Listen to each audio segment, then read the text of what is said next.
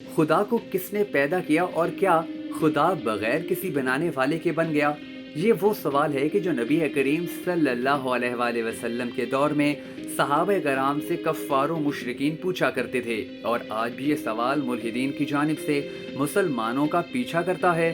اس سوال کا حقیقی جواب کیا ہے، آج کی اس ویڈیو میں ہم آپ کو بتائیں گے، مگر اس سے پہلے آپ نے چند باتیں ذہن میں رکھنی ہیں۔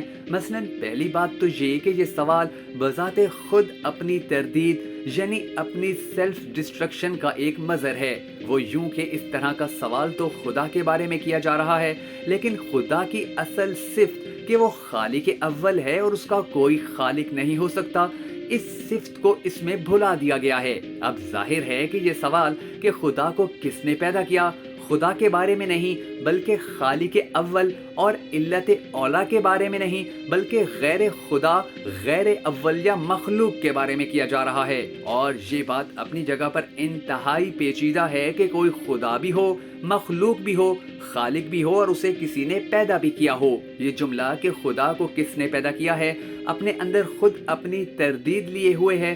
اس کی مثال یہ ہے کہ میں کسی سفید کپڑے کی طرف اشارہ کر کے کہوں کہ یہ سیاہ رنگ کا کپڑا کتنا خوبصورت ہے، اس کپڑے پر یہ سیاہ رنگ کہاں سے کروایا گیا، تو سننے والا یہی کہے گا کہ میاں اپنی نظر ٹھیک کرواؤ، یہ کپڑا سیاہ نہیں بلکہ سفید ہے۔ سیاہی کی صفت اس سفید و براق کپڑے میں تم نے خواہ خواہ شامل کر دی ہے اور اس کی اصل صفت کہ وہ سفید ہے تم نے ہٹا دی۔ غالباً تم اس کپڑے کی نہیں کسی اور کپڑے کی بات کر رہے ہو، یا اس کی مثال یوں بھی لی جا سکتی ہے کہ میں کتابوں کی دکان پر جا کر کتابوں کی طرف اشارہ کر کے پوچھوں کہ یہ کوئلے کیا بھاؤ ہیں۔ اب ظاہر ہے میں نے کتاب پن کی صفت ہٹا کر کوئلہ پن کی صفت شامل کر دی ہے، اور میرا سوال اپنی جگہ پر بے محل ہے، کیونکہ ایک ہی چیز بیک وقت کتاب اور کوئلہ نہیں ہو سکتی۔ بالکل اسی طرح ایک ہی ہستی بیک وقت خدا اور مخلوق نہیں ہو سکتی۔ خدا کے بارے میں یہ سوال کرنا کہ اسے کس نے پیدا کیا، خدا میں سے خالق اول کی صفت ہٹا کر اسے مخلوق قرار دینے کے مترادف ہے۔ اب یہ سوال کہ خدا کو کس نے پیدا کیا خدا کے بارے میں نہیں بلکہ فی الحقیقت مخلوق کے بارے میں کیا جا رہا ہے۔ اس کی مثال یوں بھی دی جا سکتی ہے کہ آپ اپنی میز پر ایک کتاب رکھتے ہیں اور اس کے بعد کمرے سے باہر چلے جاتے ہیں۔ تھوڑی دیر کے بعد جب اس کمرے میں لوٹ کر آتے ہیں تو دیکھتے ہیں کہ کتاب میز پر موجود نہیں بلکہ میز کی دراز میں رکھی ہے۔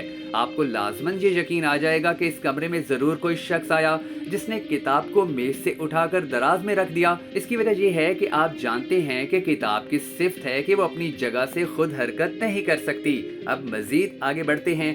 فرض کیجئے آپ کے کمرے میں ایک صاحب کرسی پر بیٹھے ہوئے تھے، کچھ دیر کے بعد آپ کمرے میں دوبارہ آئے تو وہ بستر پر بیٹھے ہوئے نظر آتے ہیں۔ ان کی اس نقل مکانی پر آپ کو کوئی حیرت نہیں ہوگی اور نہ ہی یہ خیال آئے گا کہ ضرور کوئی اور شخص اس کمرے میں آیا ہے جس نے پہلے شخص کو کرسی سے اٹھا کر بستر پر بٹھا دیا۔ اس کا سبب یہ ہے کہ آپ اچھی طرح سے اس شخص کی اس صفت کو جانتے ہیں کہ وہ خود کرسی سے بستر پر منتقل ہو سکتا ہے اور اس عمل کے لیے اسے کسی اور کی حاجت نہیں۔ اب دوسرے نقطے کو بھی ذہن میں رکھیے اور ہمارے ساتھ ذرا اور آگے بڑھیے۔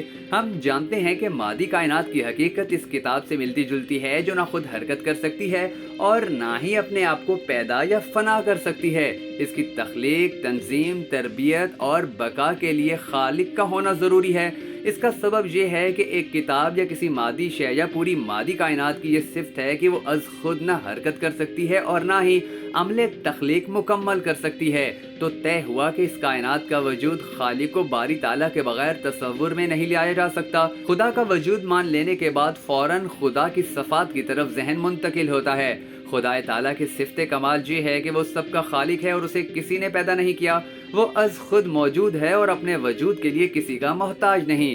جب یہ اس کی بنیادی صفت ٹھہری کہ کوئی اس کا خالق نہیں ہو سکتا تو یہ سوال اپنی جگہ پر انتہائی لغو اور بے معنی ہے کہ اسے کس نے پیدا کیا۔ ہم نے دیکھا کہ ایک انسان میں کرسی پر منتقل ہو کر بستر پر بیٹھنے کی صفت موجود ہے، تو ہمارے ذہن میں یہ سوال پیدا کیوں نہیں ہوا کہ اس شخص کو کرسی سے بستر پر کس نے منتقل کیا؟ پھر جب خدا کی اصلی صفت یہ ہے کہ وہ کسی کا پیدا کردہ نہیں تو یہ سوال بھی ہمارے ذہن میں پیدا نہیں ہونا چاہیے کہ خدا کو کس نے پیدا کیا ہے۔